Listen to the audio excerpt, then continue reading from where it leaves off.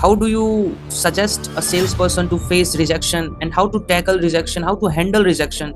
And actually rejection in one of those factors which can impact salesperson's persistence.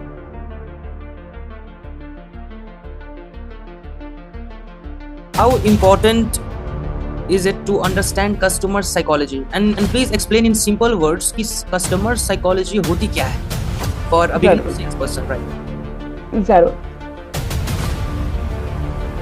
How should he start his pitch towards his boss, or I mean, his communication plays a very pivotal role for a salesperson, or how should he convey his idea towards their employees or towards their customers?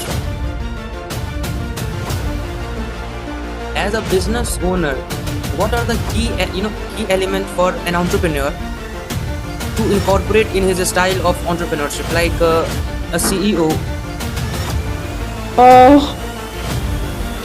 Let me just tell you broadly, for any profession, no, you need 3 things to be successful.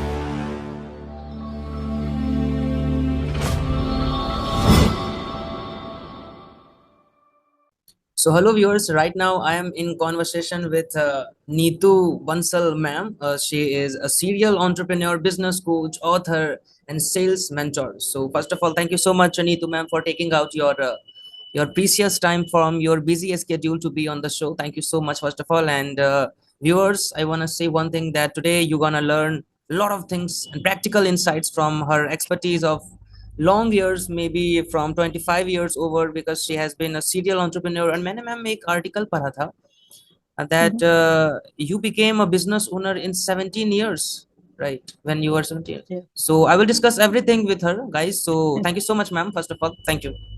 My pleasure, Raunak. Thank you so much for having me here.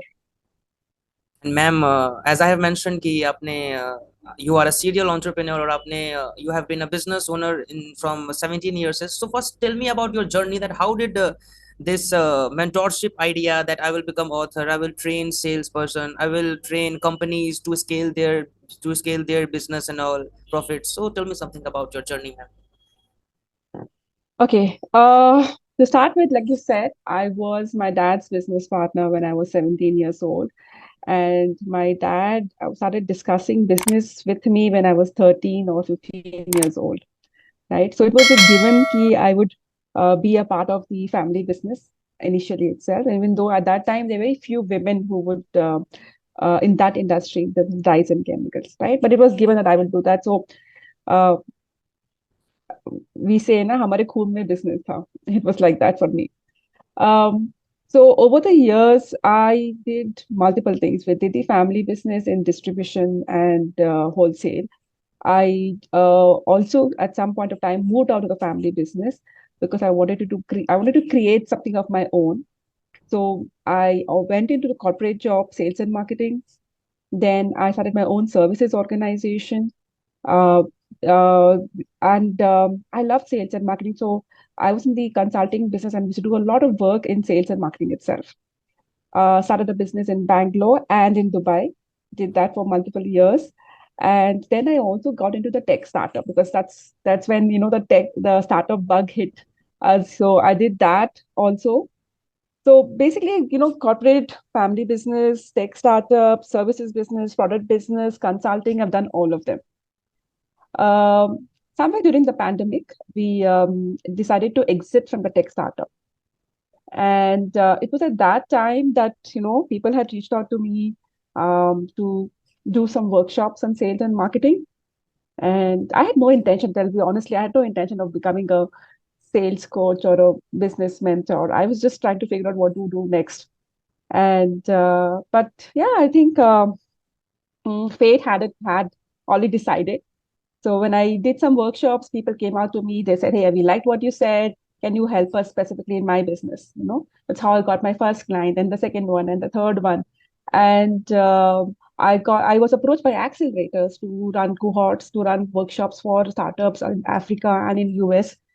So yeah, this gave me the entire exposure and the confidence that, okay, so many years of entrepreneurship and sales and marketing, I have something that is of valuable that I can share with other entrepreneurs. So that's how it started for me. Incredible journey. And You have never thought that you will become a business coach, but because of your surrounding and the kind of thought process you build, and I think you might be very enthusiastic towards business and all, right? Reading business magazines, learn something So if about you see startup. my LinkedIn profile, it starts with saying I love business, and that's so true. That's very very true. I love all formats of business. I love the passion of the business owners. I love the dream that they have, that they work towards. I sympathize with their challenges that they go through. I sympathize with the growth pangs that they have, and I admire the grit that they, in spite of all of this, they are working hard, sometimes even harder than some of their own team members. So for me, I think it's just a pleasure now to be able to work with so many businesses. You can't do this on your own, right? You can't run multiple businesses, but Right, as a business mentor, you can be a part of so many businesses, and that really excites me a lot. right. So ma'am, to begin with, because today's podcast is going to be on sales, right? Yes. And there are a lot of corporate employees who watch us, and they are very Okay. eager to learn sales from a sales expert. So my first question will be, how important is it to understand customer psychology? And please explain in simple words कि customer psychology होती क्या है for a beginning Zero. salesperson, right? Zero. But before I talk about customer psychology, I want to share something very simple. Okay. I always keep saying that selling is all about buying. Okay. What this means is you cannot have sales without customer, right? And somebody becomes a customer only when they buy from you. Okay. So we need two things. We need a customer or a potential customer, and that potential customers must buy from us, right? And so the question is that what will make that customer buy from us? That is all about customer psychology, right? To understand what's going on the customer's mind Mm, when they decide कि यार मुझे कुछ खरीदना है, मुझे कोई चीज, कोई प्रोडक्ट, कोई सर्विस खरीदना है, उनके दिमाग में क्या चल रहा है? mm, What, why do they want to buy it? What are they measuring? How are they measuring your product value? How are they comparing you with all the other options that they have, right? right, So this is all about customer side. This is what customer psychology is all about. If we don't understand why the customer will buy from us, we will not be able to do a good job of selling to them, right, right? That is all about. That's as simple as that. अगर हमको समझ में आ जाए कि how will what will make the customer buy from me, what will you do with that knowledge? You will sell more, right? You will be able to reach out to more customers, and you will be able to sell to more number of customers, right? In business terms, your outreach will increase, your conversion rates will increase, right? So this is as simple as that. Without knowing why your customer will buy, you will not be able to sell effectively for a large number of customers. As simple as that. That's why customer psychology is very very important. ma'am, you mentioned about potential customers. So how Hmm. can a salesperson can identify or can recognize that who is a customer and who is a lead and who can be my potential customer? Then I mean, what is the formula to identify the gaps between customer and potential customer, right? Got that. Good question there, Ronak. So I'll make it very simple. Okay. Mhm. We start with saying, this is my target set of people, right? It could be, for example, I like to give this example of Starbucks. It's a very simple example. It works very well, right? Who do you think are the customers of Starbucks? Coffee drinkers, correct? Coffee drinkers are Starbucks customers, Right, right? But is every coffee drinker in India a customer, the right customer for Starbucks? No, right? Why? Because in India, we get coffee for 10 rupees, 15 rupees in every nooker and corner, right, right? Why would these people who go, and these coffee shops are always full, no? mm, हर बार भीड़ खड़ी रहती है बाहर में. So these right, are lots of coffee drinkers, but they will not go. You'll never see that kind of bheed in a Starbucks, right? So why aren't these customers who are drinking coffee? Why aren't they going to Starbucks? Because they are not the right customer. They're not the right target customer, right? So for who's the right target customer for Starbucks? It could be coffee drinkers who are ready to pay a premium for their coffee, Right. correct? But is so that means that could become a lead. Okay. So not just coffee drinker, but a coffee drinker who's ready to pay a premium is the lead. But then is every coffee drinker who's ready to pay a premium the right lead for Starbucks? Again, no. I would be somebody who likes to drink, who doesn't mind paying premium for her coffee, Right. but I will go to a Starbucks maybe once in 2, 3 months, right? So that disqualifies me as a good lead for Starbucks. So who is a good lead for Starbucks? Somebody who's ready to drink a premium coffee every day. Now that's a better customer, right? Than somebody like me who will come once in 2, 3 months. Now that once the Starbucks get to know that, okay, you know what, Neetu will come once in a while. So she, even though she's a potential lead, she's not a very good lead. But Ronak is somebody who will come every day. He wants premium coffee.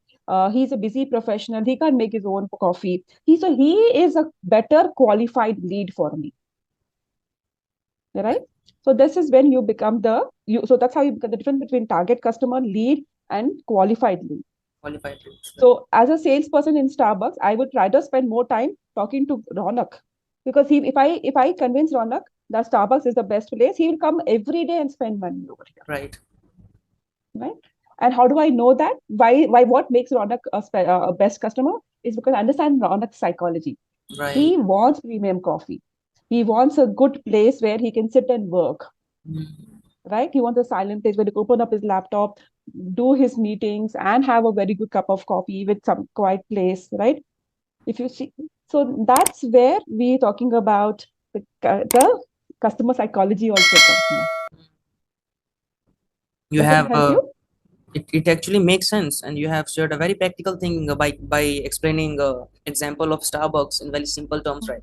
And I guess a lot of people will relate, customer psychology with this story, and you have interrelated customer psychology to in order to obtain a potential customer. So that is great. Ma'am, moving towards our next question, which is interrelated to this, like how can a successful salesperson should Mm. pitch a sales pitch? I mean, how should he start his pitch towards his boss, or I mean, is communication plays a very pivotal role for a salesperson, or how should he convey his idea towards their employees or towards their customers, right? Okay. So uh, let me just tell you broadly, for any profession, na, Mm, you need three things to be successful. right. It's called KSA: knowledge, skill, attitude. Okay. So knowledge for a salesperson would be knowledge about the product, knowledge about the market, right? That's the knowledge, Right. features, benefits, whatever what you need to know about. You need to do to be to sell. You should know your product or your service which you sell. उसके बारे में आपको जानकारी होनी चाहिए. Okay, so that's your K knowledge. It also includes competition. Who's your competition? उन लोग क्या, how are they selling? How does your product and your services compare to them? So then how do you differentiate between the competitor and yourself? That information, that's all knowledge. ठीक है. फिर skill, sales skill, selling skills आता है. Selling skills में आएगा आपका active listening, right? Listening to what the customer is saying and also not saying, Right. reading between the lines, looking at their body language, right? Listening to the tone of the voice. कि sometimes they say, हाँ हाँ करेंगे, हाँ हाँ we will buy, but you know that हाँ हाँ we will buy is not a commitment. Right. They are not just simply saying outrightly no. So instead of relaxing and saying, अच्छा ठीक है, हाँ they said no, they will buy. Instead of relaxing with that, you would say, okay, you get it. It sounds like you still have some doubts. What are the doubts? Let's talk about that. Right. This is part of understanding the tone of the customer. So these are the negotiation skills. Okay, not simple. Customer is not buying for a discount, they do, right? Right. Reduce my profits, reduce my margins, credit period ज़्यादा कर दो, extra offer करो, products करो, सब ये भी दे देंगे, ये भी देंगे, ये भी फ्री में करेंगे, ये भी बंडल कर देंगे. So not doing, so that's a negotiation skills. The last one is the attitude. Now what is the attitude for a salesperson? Persistence, right? You have to be persistent, lots of follow-ups, Right. lots of hearing no, but still saying, "Chalo, kya kar sakte? What else can we do? What else can we do?" Right? There is persistence. There is confidence. Okay. Now, one factor of confidence is communication. Okay, because the way you communicate shows how confident the person is, and as individuals, human beings, we like to interact with people who are confident, right? Correct. People who are confident makes us feel nice, and we tend to trust them more. So Right. so that's a human psychology, that's a customer psychology, right? But communication alone is not enough. Okay, communication is a part of confidence. Right. Communication is a part of the skills also. How do you it's the knowledge also. How do you share that knowledge? We meet a lot of people who they know so much things, but they're not very the way they communicate is not very clear, or they're very shy of communicating that, right? So they lose out on something like that. So that is why communication matters, but on its own it's of no use. It's like a it's like a vehicle. Communication is like a vehicle, पर उस vehicle के ऊपर skills होना चाहिए, knowledge होना चाहिए for the communication to be of use. Make sense, right? Exactly. And So you these are the three things that we're looking at: skills, knowledge, skills, and attitude. इसमें से knowledge and skills is very easy to uh, develop, and very easy, even external people can develop it for you. It's very easy to measure. But when it comes to attitude, you know, it changes a lot, right? It goes through a lot of ups and downs. right. It takes a longer time to build that attitude, right? You have to be, it's very easy to lose it also. You can be, you can be very persistent, but sometimes when something bad happens, you can lose Yeah. that persistence, right? So all of these things are there. So you need all the three for it to work. And you have Okay, so shared that's knowledge, skills, and attitude. This mm, is something which are very integral and actually imperative for anyone to become successful in their life, especially for a salesperson. You mentioned that rejection that generally a lot of sales person faces in correct. their life. They actually encounter a lot of rejections every single day. If they get 100 leads, then there is a strong possibility that only few of them, like 10% of them, will buy their products and all. So ma'am, how do you suggest a salesperson to face rejection, and how to tackle rejection, how to handle rejection? And actually rejection in one of those factor which can impact salesperson's persistence, his Mm, consistency, because it actually impact their mindset that, oh, maybe I'm making any mistake, right, in my work. So how do you mm. suggest to deal with all these negativity, rejections and all? By the way, rejection push, propels us to do more and more, but it actually demoralizes us as well sometimes, right? Correct, correct, correct. So the starting point is what you've already told, Raunak. Ki we all know that in sales there is going to be a lot of no's.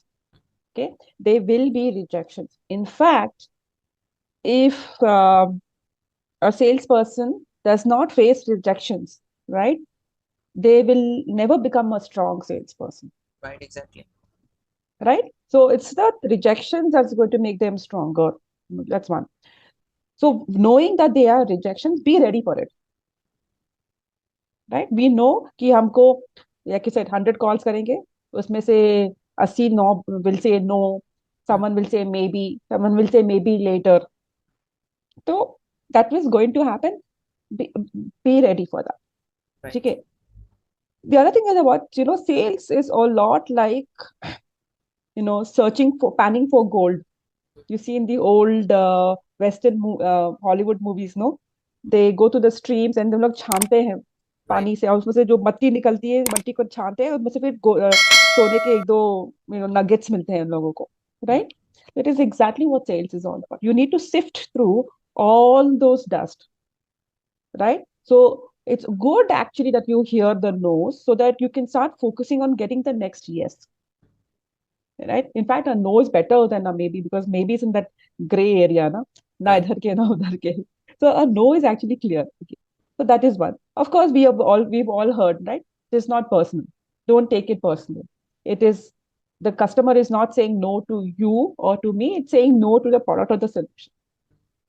While we say that, the reality is that a lot of us are very closely attached to what we are selling, right? So it's very difficult for us to say it's not it's not personal because you will still start thinking, what could I have done better? Right. Okay, according to me, that's a good place to start, but it's a bad place to remain. What does it mean? What could I have done better is a good place to start the conversation and say, अच्छा ये अगर मैं इसको change करूँ तो कैसा रहेगा, उसको वहां से ऐसे ऐड करूँ तो, या इसके बारे में ना बात करूँ तो कैसा रहेगा, राइट? सो वो चेंज, वो that discussion you should have, okay. But if you keep उस remaining there and always saying यार और क्या कर सकता हूँ, और क्या कर सकता हूँ, and not actually working on it, that's a bad place, Right. Right? So rejections will be there. Rejections is outside your control in certain ways, but what is in your control is how you analyze it, and from that analysis take some learnings and apply it to that is in your control, Right. right? And one of the, as a business coach, whenever any organization comes to me and says my sales is not doing very well, right, Right. I analyze two areas. One is where they have got success in their sales and how what has happened for the success to happen. But the bigger piece, always the aha moments come to see which are the deals where they have lost out, where have they been rejected, and analyze that to get to improve the sales. Right. That is where I focus on to make a for it, for us to get the better learning about moving forward. Okay, so so many a times this kind of learning we can do it on our own, but most often than not, we need somebody who will help us through this. Okay, which is where your manager, your colleagues, your mentor or sales coach, they will really help you, right? So broadly, I hope I have answered how to even handle the rejections and how to learn from those rejections. Ma'am, you have shared very practical thing because rejection, pushes us to be more stronger than we are, right? So it is very Mm-hmm. important thing to face rejection and to learn from it basically. And a mistake repeated more than once is a choice. So it is better to face rejection and to learn from it and do a new full-fledged mistake to learn again, right? And ma'am, That's part of yeah, business, right? yeah. And Neetu ma'am, I would like to ask one thing, which is as a business owner, what are the key element for an entrepreneur to incorporate in his style of entrepreneurship? Like a CEO must be a Mm. salesperson. He should have a tight grip upon marketing as well, tech side as well, R&D as well. So it is a kind of entrepreneurial question to you, that how to be a successful entrepreneur, full fledged, like in general, what are the qualities that an startup owner or business owner or any kind of entrepreneur who is running their firm, their organization, their own company, so what are the key elements and key habits that should help them and that they should incorporate, right? Okay. For me, the starting point is understanding the why behind your business. We've heard about Simon Sinek always talking about, the why, right? Right. It's the same thing here for us. As an entrepreneur, you have started the business with a particular why, and the why is beyond making money, because we can make money in multiple types of businesses, right? Right. Why did you choose this particular business? So there is a why beyond money. Okay, so identifying what that why is, and that's very important, because without having that why clear in your head, we will land up doing taking a business into in directions which may not be As feeding our energies, well. right? Right. So So what happens at that time is we may land up making money, but you will see that on that particular entrepreneur becoming exhausted. We talk about decision exhaustion, right? They get tired of making decisions. They get tired of day-to-day challenges of running the business, right? Which is for somebody else, they will thrive at it, but for somebody for whose why is not connected with, it does the opposite. It will deplete them. Right. Something simple will also deplete them, get irritated, they will get angry, they will start resenting customers, teams. It happens. No one talks about it, but it happens, right? So without that in place, uh, the either the success is elusive or it is short-lived, or there is success but there is no happiness, right? So for me, whenever I see an entrepreneur struggling, okay, I first try to figure out what is their why for their business and how is it getting fed? Is it getting fed or not? If it's not getting fed, then that is where the problem starts, is life, and we try to address that. Okay. Right. The second thing is, if you're a small entrepreneur, okay, especially if you're what I call the entrepreneur-led organization, right? Where if the that means the entrepreneur, the founder itself is the biggest resource of the organization, right? That puts a lot of stress, a lot of responsibility on the shoulder of one person. This is where they become what we call the CEO, CEO. Chief Everything Officer, Right. Right? Sales भी उनको करना है, marketing भी उनको करना है, finance भी उनको करना है, डिलीवरी भी उनको करना है, लॉजिस्टिक्स में भी करना है, एचआर में भी, हायरिंग में करना है, एंड में अकाउंट्स करके लिखकर सबका खाता पानी करके उसको भी करेक्शन पे आउट करना है, सारा काम उनको ही करना है. Right. Okay, so again if you go back to the why, one of the why is your own strength. अगर ये आपका स्ट्रेंथ नहीं है और आप कर रहे हो, okay, that will deplete you. अगर ये आपका स्ट्रेंथ है और आप कर रहे हो, that you will see that department, that division, that function is doing very very well. Correct? That's why you see a lot of founders who are not good at sales. Okay, their product and their operations will be fantastic, right? But they will struggle with customers, right? And we have got people who are very good with sales. They will be able to bring in a lot of customers, but those customers will have a lot of complaints because the product and the operations are not smooth. So what does it mean is that you need a team. If you want to grow, you need a team to do things which either is not your strength or which is depleting your energy. If you want to grow, then this is required. Now, how you get this team? Is it an outsourced team? Is it somebody you hire full time? Is it where you do collaborations, etc.? This is all will all depend on the business, on the organization, on the entrepreneur, on the industry, etc. But Mm. Right. but you know, entrepreneurship is as a one man sport is very limited. I'm not saying it cannot be done, but it's very limited.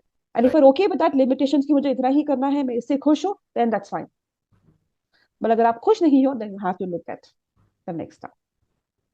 It is very insightful thing you have shared, and actually in general आपने जो चीजें बताई कि why must Hmm. be very clear behind his intention, which with, I mean, the kind of intention with which he started a new initiative company and all. So why is actually a very intricate and integral part of mindset, which should be very crystal clear, right? And ma'am, Absolutely right. we have delved into sales, customer psychology, target or audience, potential customer, how to find potential customer, and entrepreneurship. How should an entrepreneur be, right? So you have answered every question from your expertise in very simple ways, and which is very practical. It is not theoretical, not written. Everything which is written is your perseverance. An entrepreneur should be very perseverant. An entrepreneur should be very consistent. But if his why is not clear, then what will he do by being consistent, right? So You're you right. have shared a You're, very practical thing, and I'm actually very grateful to host you here, and a lot of viewers will make the most of the advices you have shared in the podcast. So thanks again for joining us, Neetu ma'am, and thank you so thank you, much. Ronak. Thank you so much for giving me this opportunity. And I wish you all the best. You're doing a great job by bringing people to share their experiences and then by sharing it with a wider audience. So, मेरी तरफ से all the best to you. Thank you, ma'am. Bye bye. Thank you. Bye.